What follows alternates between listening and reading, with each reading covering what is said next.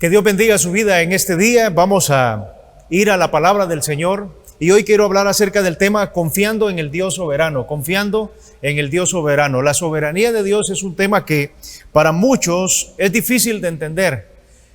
Otros quizás solamente la tenemos en nuestros labios y nosotros decimos, bueno, Dios es soberano, nada se escapa de Él lo hace todo y Él tiene poder sobre todo. Y de esa manera nosotros estamos manifestando que aceptamos la soberanía de Dios. Pero una cosa es hablar de la soberanía de Dios y otra cosa es realmente vivirla y experimentar que nuestra vida se somete a esta soberanía. Y de eso es lo que quiero hablar en esta ocasión. Y para eso hay un pasaje de la Biblia que nos da un ejemplo claro de cómo nosotros podemos someternos a la soberanía de Dios. Y está en Hechos capítulo 4, versículo 23 en adelante. Esta situación que está pasando en este pasaje tiene que ver con Pedro y Juan. Ellos habían ido al templo y cuando iban caminando hacia el templo, específicamente por una de las puertas del templo, les apareció un paralítico y pidiéndoles dinero. Pedro le dijo que no tenía oro ni plata, pero lo que tenía le daba. Y le dijo, levántate en el nombre de Jesús. Y dice que este hombre fue sanado milagrosamente. Su parálisis se curó en ese momento y todo el mundo estaba maravillado. Pedro predicó un mensaje ahí, muchos creyeron al Señor, pero luego también fueron llevados ante el concilio y fueron puestos en la cárcel por todo lo que había pasado. En medio de todo esto, entonces, surge lo que es este texto en el cual vamos a estar reflexionando y el tema también en el cual vamos a estar meditando en nuestro corazón en este momento.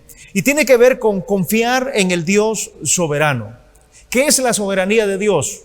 Cuando escuchamos esa palabra, soberanía de Dios, se refiere al control absoluto que Dios tiene sobre todo lo que existe, incluyéndonos nosotros mismos.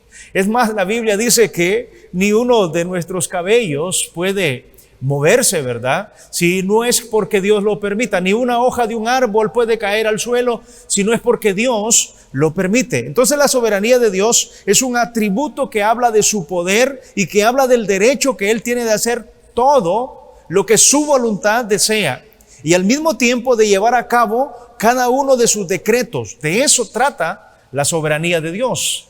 Ahora, si hablamos de algo soberano, estamos hablando de algo que tiene el control de todo. No solamente el control, sino que también tiene el derecho y el poder para que suceda lo que Él quiere. Y si hablamos del Dios soberano, entonces estamos hablando de que Él tiene el derecho, Él tiene el poder, Él tiene el control de todas las cosas. Y Él es el que hace que las cosas sucedan, cada cosa en el universo.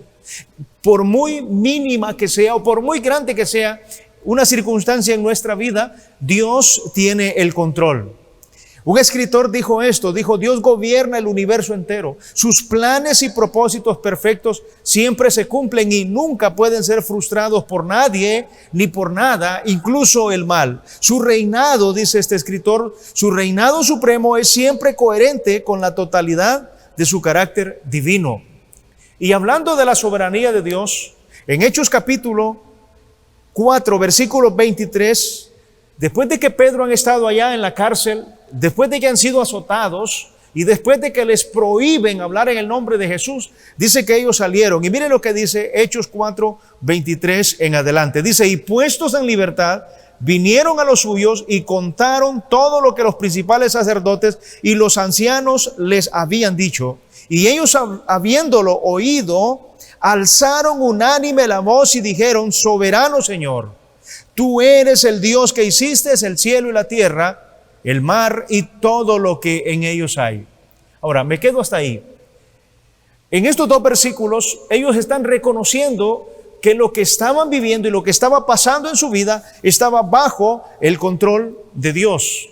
Y no solamente ellos lo reconocieron, sino que también hay otros personajes en la palabra de Dios, en la Biblia, que reconocieron esa soberanía de Dios. Por ejemplo, Job, un hombre que sufrió y que vio la enfermedad en su cuerpo y que luego él se dio cuenta que Dios había permitido esta enfermedad, esta prueba dura, no solo una prueba, sino varias pruebas en su vida, la pérdida de sus hijos, la pérdida de sus riquezas y aún también la pérdida de su esposa, porque encontramos de que aún ella le dijo, ¿por qué no maldices a Dios y te mueres? Tampoco encontró apoyo en su esposa. Ahora, pero en Job, capítulo 42, versículo 2, leemos esta palabra. Dice, yo conozco que todo lo puedes y que no hay pensamiento que se esconda de ti. Job reconocía la soberanía de Dios, reconocía la omnisciencia de Dios. Y es que para ser soberano tiene que ser omnisciente, tiene que saberlo todo, tiene que conocer lo que va a ocurrir, para poder también tener el control sobre las cosas. El Salmo 33:11 dice que el consejo de Jehová permanecerá para siempre y que los pensamientos de su corazón por todas las generaciones.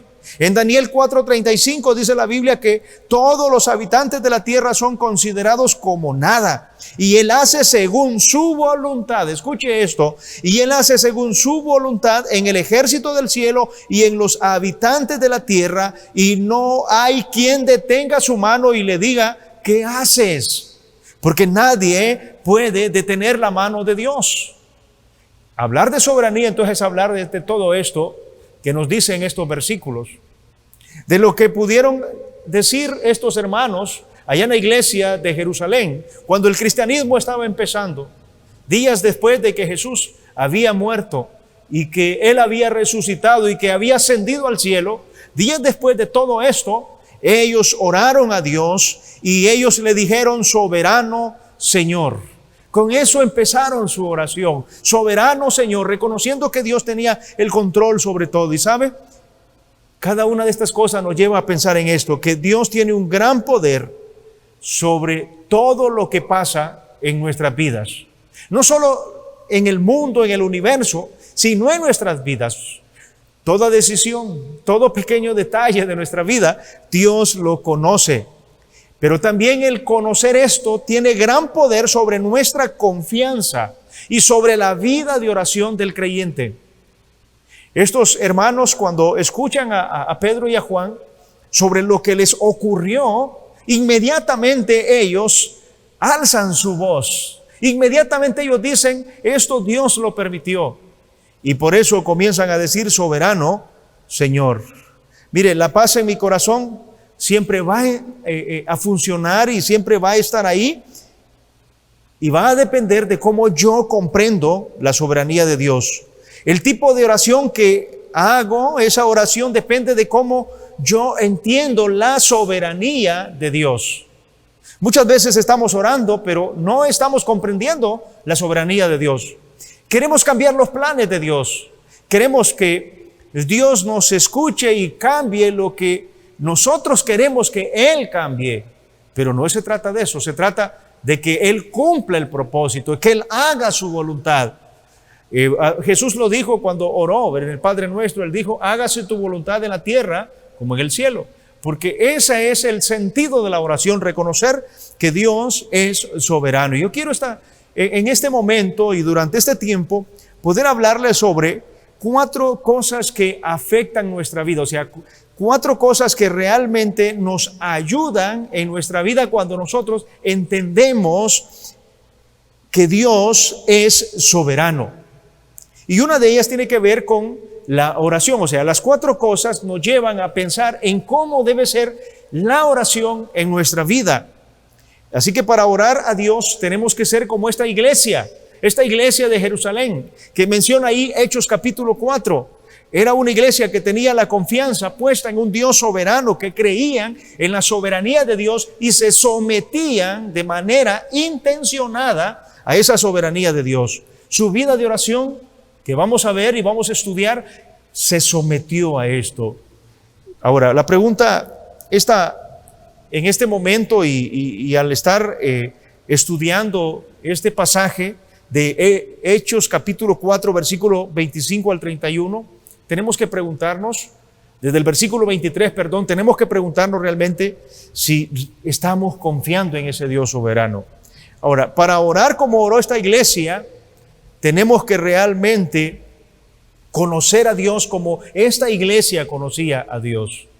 En el versículo 25 dice que por boca de David tu siervo dijiste, ¿por qué se amotinan la gente? Y los pueblos piensan cosas vanas. Se reunieron los reyes de la tierra y los príncipes se juntaron en uno contra el Señor y contra su Cristo, porque verdaderamente se unieron en esta ciudad contra tu santo Hijo Jesús, a quien ungiste, Herodes y Poncio Pilato con los gentiles y el pueblo de Israel. Y mire lo que dice el versículo 28, para hacer cuanto tu mano y tu consejo habían antes determinado que sucediera. Y en el versículo 31 dice, y cuando hubieron orado, el lugar en que estaban congregados tembló y todos fueron llenos del Espíritu Santo y hablaban con denuedo la palabra de Dios. Esto fue lo que ocurrió en esta iglesia. Si nosotros comprendemos, confiamos en la soberanía de Dios, pues nuestra oración va a ser como la oración de esta iglesia.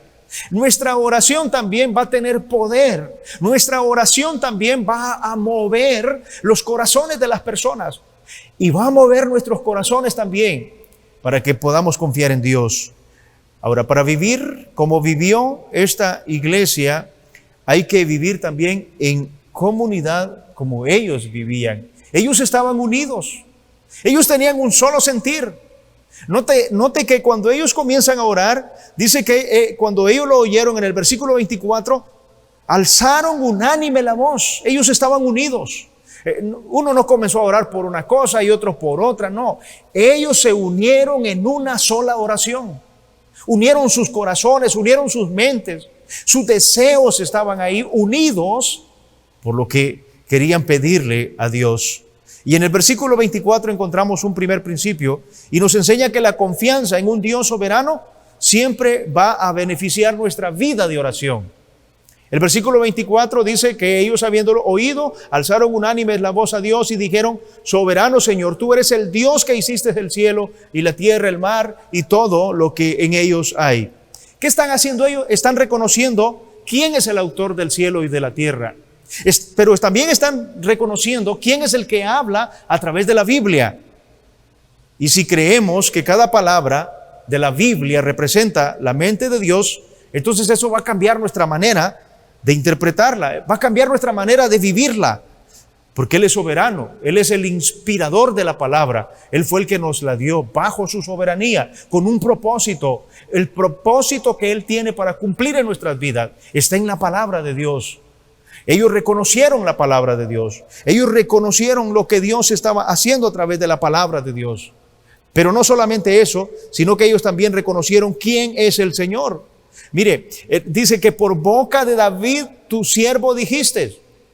Ahí estaban entendiendo lo que Dios estaba diciendo a través de la Escritura y la estaban interpretando de una manera adecuada. Así que, estimado hermano, estimado oyente, la confianza en un Dios soberano siempre va a afectar nuestra vida de oración. Ellos le llamaron el Señor soberano. Tú eres el Dios que hiciste del cielo y la tierra. Cuando oramos a Dios tenemos que reconocer quién es Él. Él es el Señor soberano. Hay una palabra en el Antiguo Testamento que se usa y usted la conoce y la ha escuchado muchas veces. Es más, esta palabra se repite 429 veces solo en el Antiguo Testamento y es la palabra Adonai. ¿Qué significa la palabra Adonai? Significa Señor soberano. Está hablando del Dios soberano. Y a veces nosotros escuchamos esta palabra, pero no entendemos qué significa. Los judíos, cuando se dirigían a Dios, se dirigían al Adonai, porque ellos estaban reconociendo la soberanía de Dios sobre su vida. La palabra Adonai también significa aquel que tiene el control absoluto. O sea, si Él es Señor soberano, entonces estamos hablando de alguien que controla, de alguien que está a cargo. Y Adonai quiere decir eso, aquel que es mi amo absoluto, en una interpretación de la palabra. Dios es mi dueño. Dios tiene el control sobre mi vida. Dios tiene el control sobre mis circunstancias. Eso significa la palabra Adonai. En el Nuevo Testamento, la palabra ya no es Adonai, sino que en el Nuevo Testamento se usa la palabra Kurios. Y Kurios es una palabra en el griego que significa que Él es Señor. Y estas dos palabras, Adonai y Kurios, son dos palabras que reconocen la soberanía absoluta que hay de Dios sobre todas las cosas, en la tierra, en el universo. Dice que ellos estaban unidos, orando al Señor, después de que escuchan el testimonio de Pedro. Ahora, cuando ellos hablan con Dios, entonces saben que Dios les oye, que Dios responde. Ellos saben de que Dios es el que dio a su Hijo y que Él también estará dispuesto a escuchar a sus hijos y que hará grandes cosas también por sus hijos. La confianza entonces en ese Dios soberano realmente ayuda mucho para que nuestra oración sea efectiva. Pero también la confianza en un Dios soberano nos afecta en cómo nosotros vamos a interpretar, a entender la palabra de Dios. Ellos la comprendieron así, comprendieron de que Dios ya lo había establecido en la palabra y se sometieron a esto, creyeron cada palabra de la Biblia. Y mire, la Biblia abunda en ejemplos de la intervención divina en la naturaleza. La Biblia nos cuenta cómo Dios interviene en la naturaleza, cómo Dios interviene en asuntos políticos y aún en los pensamientos y las voluntades de las personas. Específicamente, durante esta semana hemos estado escuchando acerca de cómo se ha desatado una guerra entre Rusia y Ucrania. Y a veces las personas dicen que el Señor nos libre de todo esto. Pero no nos hemos puesto a pensar que también dentro del plan de Dios, todo esto tiene también un propósito. Hemos estado viviendo a través de una pandemia. Dios también tiene algo que ver en todo esto, porque Él es soberano. Él lo permite con un propósito que tiene muy claro para usted y para mí, para nuestras vidas. El Salmo 135, versículo 6 dice: todo lo que Jehová quiere lo hace, en los cielos y en la tierra, en los mares y en todos los abismos. Todo lo hace Él, todo lo que Él desea. Pero Él desea llamar nuestra atención. Él desea llamar su atención para que usted le busque a Él.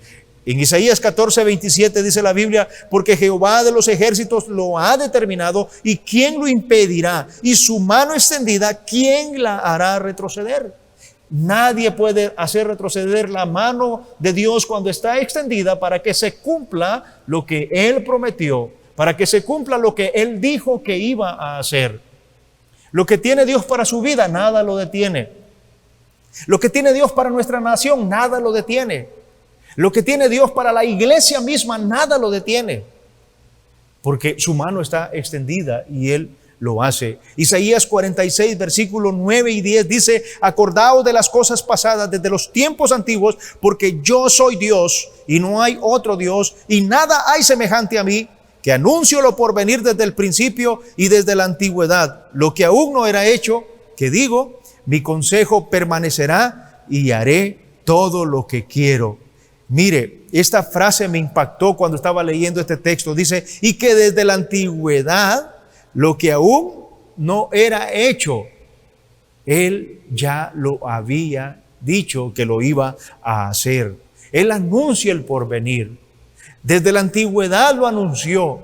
La palabra del Señor dice: habrán guerras, rumores de guerras, pero ese no es el fin, dice el Señor. Vendrán terremotos, inundaciones, pestes, enfermedades, pero ese no es el fin. Solamente es el principio de dolores, dice el Señor. Ay, nosotros estamos ahí diciéndonos: ¿por qué estará pasando esto? Es porque Dios lo dijo en su palabra y Él es soberano y tiene que cumplirse, simple y sencillamente. Y también recuerde que Él está al control de todo. Por eso dice Isaías 46: mi consejo permanecerá y haré todo lo que quiero. Es el único que puede hacer todo lo que quiere. Dios es el único. Nosotros no, porque la muerte nos detiene, una enfermedad nos detiene, una circunstancia puede cambiar nuestros planes y no vamos a poder hacer todo lo que queremos. Las situaciones cambian. Ahora, hay un tercer principio en este pasaje de Hechos capítulo 4, que está en el versículo 27. Dice el versículo 27: porque verdaderamente se unieron en esta ciudad contra tu santo Hijo Jesús. Mire, la confianza en la soberanía de Dios nos ayuda a entender los acontecimientos del diario vivir. Lo vuelvo a repetir, la confianza en la sabiduría de Dios nos ayuda a entender los acontecimientos del diario vivir. Ellos estaban orando y le dicen a Dios, porque verdaderamente se unieron en esta ciudad contra tu santo Hijo Jesús, a quien ungiste. Versículo 27. Herodes y Poncio Pilato con los gentiles y el pueblo de Israel. Y escuche esto, dice, para hacer cuanto tu mano y tu consejo habían antes determinado que sucediera. Ellos proclamaron que Dios era quien ya había determinado lo que iba a ocurrir. Alguien escribió esta frase que yo se la quiero dejar a usted. Dice, la victoria de los hombres es derrota delante de Dios. Y a lo que los hombres llaman derrota es victoria delante de Dios. ¿Se siente derrotado usted? ¿Siente que la vida se le acaba y siente que nada le está funcionando alrededor suyo? Pues, ¿sabe? Dios no lo está viendo como una derrota. Dios no lo está viendo como una maldad. Dios está viendo eso, que de ahí Él puede sacar algo grande y algo útil. Allá en 1 Corintios el apóstol Pablo pudo declarar estas palabras cuando él dijo que lo inútil del mundo escogió Dios para avergonzar a lo que es sabio, y que lo débil del mundo escogió Dios para avergonzar a lo que es fuerte, porque Él así actúa y porque Él es soberano. Ahora, eso es soberanía, eso es control, eso es providencia. Muchas veces Dios usó el pecado de los malvados para permitir que crucificaran a su Hijo, para permitir que sus profetas cumplieran el propósito. Habacuc fue uno de ellos.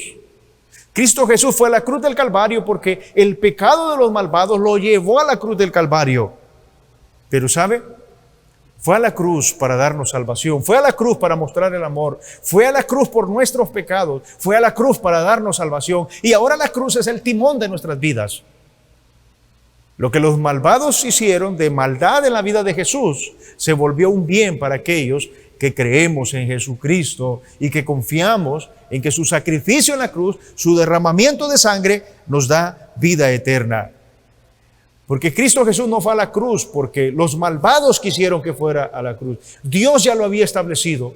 En el versículo 28 aquí de Hechos capítulo 4, versículo 28 dice, para hacer cuanto tu mano y tu consejo habían antes determinado que sucediera. Dios fue quien exhibió a su Hijo en la cruz del Calvario. Y allá en Gálatas capítulo 4, versículo 4 dice que llegada la plenitud del tiempo, o sea, cuando se cumplió la plenitud del tiempo, entonces ahí Él exhibió, mostró a su Hijo. Eso fue lo que hizo Dios. Dios movió toda la historia para llegar a la cruz. Y ahora la cruz es el timón de nuestras vidas. Dios lo hizo para que sus escogidos, aquellos a quien Él iba a llamar a salvación, pudiesen obtener la salvación a través de la fe en Cristo Jesús. Así que Dios está entretejiendo cada historia. Su historia y la mía, Dios la está entretejiendo. Lo que está pasando en su vida y lo que está pasando en mi vida, Dios lo está entretejiendo. Él no está descuidado. Él está mostrando su misericordia para usted y para mí. Todo lo que ha ocurrido en la historia de su vida y de mi vida fue preparado por Dios. Nada de lo que ocurrirá mañana está fuera del alcance de Dios. Él lo conoce. Por eso yo puedo decir y declararlo plenamente en este momento que Dios conoce el fin de todas las cosas. El fin de lo que le está pasando a usted, el fin de lo que está pasando también con mi vida. ¿Sabe? Muchas veces nosotros pasamos por alto esta bondad y misericordia de Dios y nos olvidamos de ella. Esta iglesia pudo entender los acontecimientos, esta iglesia de Jerusalén, porque oraron y ellos pidieron a Dios de nuevo para seguir predicando. Ellos entendieron los acontecimientos del diario vivir, lo que estaba pasando con sus vidas. En el versículo 29 dice, y ahora, Señor, mira sus amenazas y concede a tus siervos que con todo de nuevo hablen tu palabra. Todo lo que ha ocurrido en la historia de nuestra vida, le decía, fue preparado por Dios. Y esta iglesia pudo entender los acontecimientos. Y ellos oraron pidiendo de nuevo para seguir predicando. no pidieron que cesaran las adversidades, no pidieron que no fueran llevados a la cárcel. Ellos pidieron denuedo para seguir proclamando a Cristo Jesús en su vida. Y lo hicieron. En el versículo 31 dice que cuando fueron llenos del Espíritu Santo, hablaban con denuedo la palabra de Dios. La oración fue respondida. El lugar en donde estaban ellos temblaron. Y aquí tenemos el último principio y con lo cual quiero cerrar en este momento. Es que la confianza en la soberanía de Dios siempre nos va a traer resultados en nuestra oración. Y es lo que vemos en el versículo 31. El lugar en donde estaban tembló. Y dice que todos fueron llenos del Espíritu Santo y hablaban con denuedo la palabra de Dios. Por lo menos aquí hay 3 resultados que sucedieron en aquel momento. El primero de ellos es que el lugar tembló. Esto marcó sus vidas en medio de la adversidad. En medio de la adversidad, Dios también va a marcar nuestras vidas con el milagro, con algo maravilloso que Él va a hacer en usted o en mí. O sea, en medio de la adversidad es donde miraremos actuar el poder sobrenatural de Dios. Así que tenemos que confiar en ese Dios soberano, porque Él quiere actuar en medio de toda adversidad. El segundo resultado, ahí en el versículo 31, es que ellos fueron llenos del Espíritu Santo. Oraron y el lugar tembló. Oraron y ellos fueron llenos del Espíritu Santo. ¿Y qué significa esto? Es que estaban siendo guiados, controlados por el Espíritu Santo. Si hay algo que falta en medio de la iglesia hoy en día, es ser guiados por el Espíritu Santo. Necesitamos descansar en su poder, no en las estrategias. Necesitamos descansar en su poder, no en los shows que podemos armar para que la gente venga y escuche la palabra. Necesitamos descansar en el poder de nuestro Dios. Y el tercer resultado que yo veo en este versículo 31, cuando ellos oraron, es que hablaron la palabra con denuedo. Y mire, yo quiero concluir con esto. A la iglesia hoy en día le falta confianza. Quizás necesitamos orar más. Quizás necesitamos tener un mayor conocimiento de la palabra de Dios para que nuestra fe sea más grande y para que nuestras oraciones sean más profundas. Pero nos hace falta confianza. No estamos confiando en ese Dios soberano. Estamos confiando en lo que el mundo nos muestra. Estamos confiando en nuestra fuerza. Estamos confiando en las personas. Estamos confiando en la carne. Pero no estamos confiando en ese Dios soberano. ¿Cuándo es que viene el temor a nuestra vida? Cuando olvidamos quién es el que tiene el control sobre nuestras situaciones de la vida. Dios es soberano y nada llegará a nuestra vida si Él no lo ha determinado. ¿Cuántos están diciendo, bueno, Dios permitió esta pandemia, pero están con miedo? ¿Sabe? Dios permitió esta pandemia, Dios permite todo lo que podemos ver en el mundo y Dios está bajo el control también de eso. No tenemos por qué tener miedo. No tenemos por qué estar tristes y en agonía en nuestra alma cuando sabemos que Dios está detrás y Él tiene el control. Así que confiemos en la soberanía de Dios. Una cosa es hablar de la soberanía, decía al inicio, pero otra es movernos creyendo que todas nuestras circunstancias están controladas por su poder y que Él conoce cada detalle de lo que vivimos y de lo que nos sucederá. Yo quiero concluir con esta frase. El Señor nos dice, no temas, porque yo estoy contigo. No desmayes, porque yo soy tu Dios que te esfuerzo. Siempre te ayudaré y te sustentaré con la diestra de mi justicia. Descansemos bajo esa confianza, vivamos en esa confianza. El Señor está con nosotros, el Dios soberano, y confiemos en eso. Si usted no ha puesto su confianza en Jesucristo, es el primer paso que tiene que dar. Y yo le invito a que lo haga. Si usted se ha estado recluyendo en su casa y no quiere salir y juntarse con la congregación a la cual pertenece usted para adorar juntos al Señor en un culto, por temor a la enfermedad y temor a lo que no sé qué puede estar pasando en su vida, salga de ahí, confíe en el Señor. Cuídese, pero confíe en el Señor.